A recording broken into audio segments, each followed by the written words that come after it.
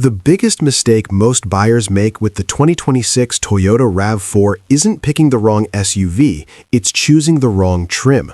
That's exactly where people end up overspending. That's where they miss out on features they truly wanted. And that's where the entire deal can become confusing very fast.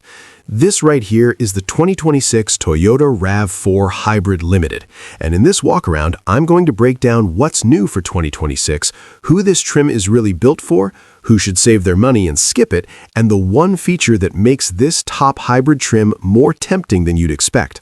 I'll reveal the best surprise feature in just a moment. First, you need to understand one important thing. Toyota did not make the trim decision easier this year. The 2026 RAV4 comes in multiple versions with very different personalities, and the Limited sits right at the top of the core hybrid lineup. So the real question isn't, is the new RAV4 good? It's, do you really need to spend this much to get this one? Because even the lower trims still give you the all-new 6th-generation design, an updated interior, and a new digital gauge cluster. The Limited is where you start paying for a more premium daily experience, not just the basic RAV4 formula. Now, visually, the Limited definitely looks more upscale. You get a color-matched grille with satin chrome accents, upgraded LED lighting, silver-painted lower trim pieces, and an overall cleaner, more refined appearance.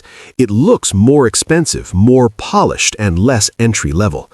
But this is also where many buyers get tricked. Just because a trim looks nicer doesn't automatically make it the smarter choice. The real question is whether this trim gives you features you'll actually use every single day, or if you're just being pulled in by how it looks. Under the hood, the Limited makes one thing very clear.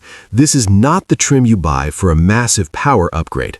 Since it comes standard with all-wheel drive, it uses the AWD hybrid system producing 236 total horsepower and around 42 miles per gallon combined.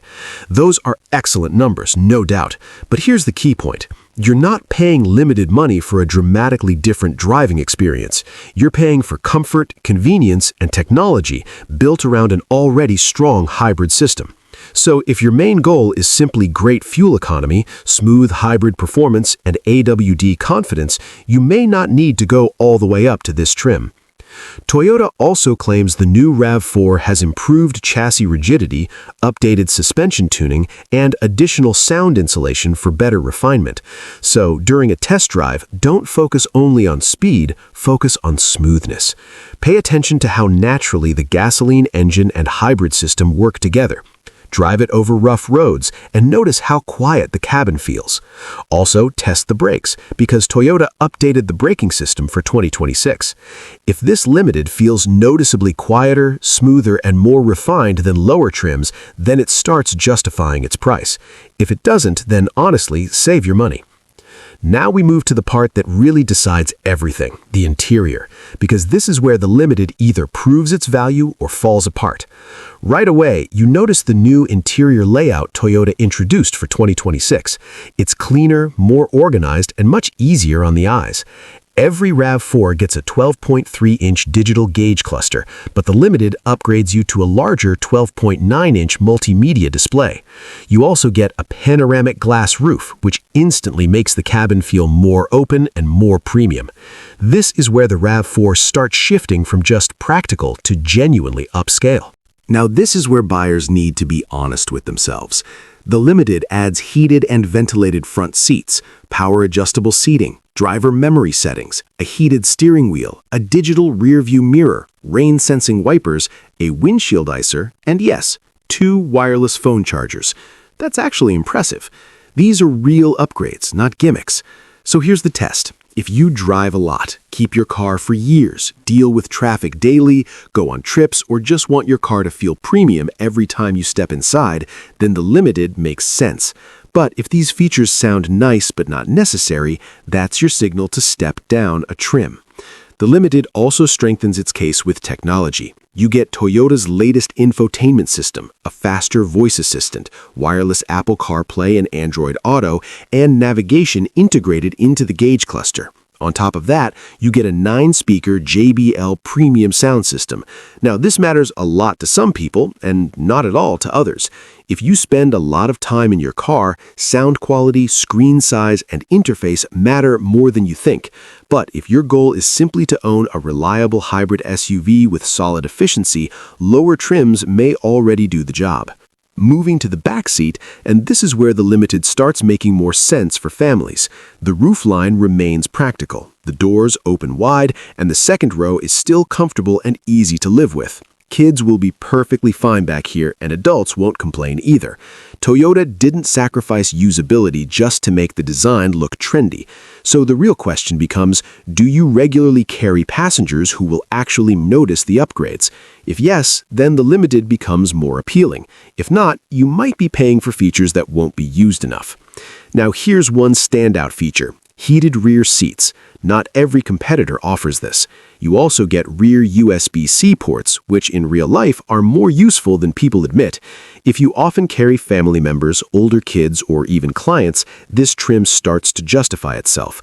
But if your back seat is mostly used for groceries, bags, or occasional short rides, then a lower trim might be the smarter choice. Now let's talk about cargo space, something that matters to almost everyone. Toyota lists up to 37.8 cubic feet of cargo capacity, and the redesigned rear seats fold flat to maximize space. So yes, the RAV4 still delivers on its core promise: practicality. The shape is square, loading is easy, and it's built for real-life use. Groceries, strollers, luggage, sports gear, camera equipment, you name it. But here's the important point: cargo space is a RAV4 strength, not a Limited exclusive feature. So if practicality is your main reason for buying, that alone doesn't justify going for the top trim. What the Limited adds here is convenience. The hands-free power liftgate is genuinely useful when your hands are full. Toyota also claims up to 3,500 pounds of towing capacity. The bigger picture is simple. The Limited adds comfort and convenience, but the core usefulness exists across all trims. So, who should actually buy the Limited? Buyers who want the most premium hybrid RAV4 without stepping into plug-in territory. Buyers who value front seat comfort, rear passenger experience, premium audio, larger screens, and everyday convenience features they'll actually use. Buyers planning to keep their vehicle long-term, and buyers who want their RAV4 to feel fully loaded, not just practical. That's the target audience. Now, who should skip it? Buyers who just want a redesigned hybrid RAV4 with good fuel economy, AWD capability, and everyday usability.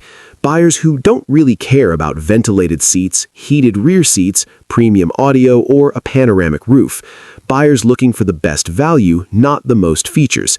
Because the worst RAV4 trim decision isn't buying the cheapest one, it's buying the one where you paid extra for features you forget about after a month. So, here's my honest take, friends. The 2026 RAV4 Hybrid Limited is the comfort and tech-focused trim, not the value-focused one. It delivers 236 horsepower, 42 mpg combined, standard AWD, and a significantly more premium daily driving experience. But it only makes sense if you actually use what you're paying for. So, let me ask you, if you were buying the 2026 RAV4 tomorrow, would you go all in with the Limited like this, or save money and choose a lower trim? Drop your answer in the comments. And before you overspend on the wrong trim, make sure to compare real dealership prices near you. It's a simple way to avoid paying more than you should. Always check multiple options, compare properly, and make a smarter decision. And one final thing. If you're planning to buy a new car soon, don't rely only on reviews. Visit your local dealerships, compare at least 3 vehicles, and take proper test drives. Every car feels different behind the wheel, and that's where you truly understand its strengths and weaknesses. Reviews can guide you, but your own driving experience